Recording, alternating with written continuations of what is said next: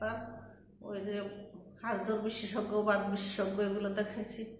তারপরে ঔষধ খাই, একটু কমে আবার বাড়ে, এরকম হয়। তারপরে নিউরো মেডিসিন দেখাইছি 2-3 জন।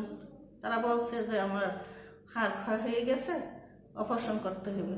তা আমি অপারেশনের দিকে যাইনি, তখন তো অসুস্থ ছিলাম না।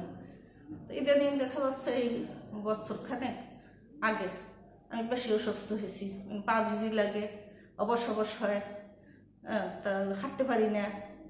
এই সমস্ত সমস্যার জন্য আমি আসছি ঢাকায়।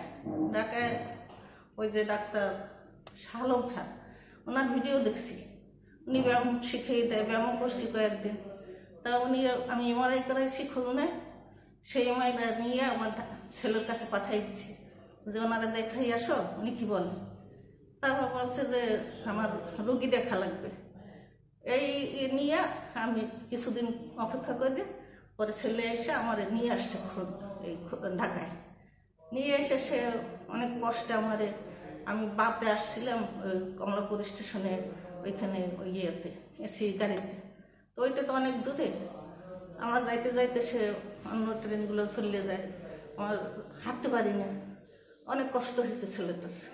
পরে আমার এক আত্মীয়র বাসায় সিএনজি নিয়ে গেলাম, তাই ওখানে যাই নিউরো মেডিসিন আরেকজন আমরা দেখাইছি এই ঢাকায়।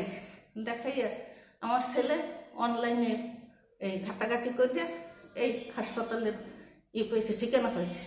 তখন আমার বড় ছেলের বলছে কি যে এই ঠিকানা দেখো, এখানে বলে রোগী ভালো হয়, খোঁজ নিয়ে দেখ। ও আবার অনলাইনে দেখছে, দেখার পরে যে শুনছে না এখানে রোগী ভালো হয়, তারপর আমার ছেলেরা এখানে চিকিৎসা করতে নিয়ে আসছে। আমি যে অবস্থা আসছিলাম তার সে কিছুটা সুস্থ আছে।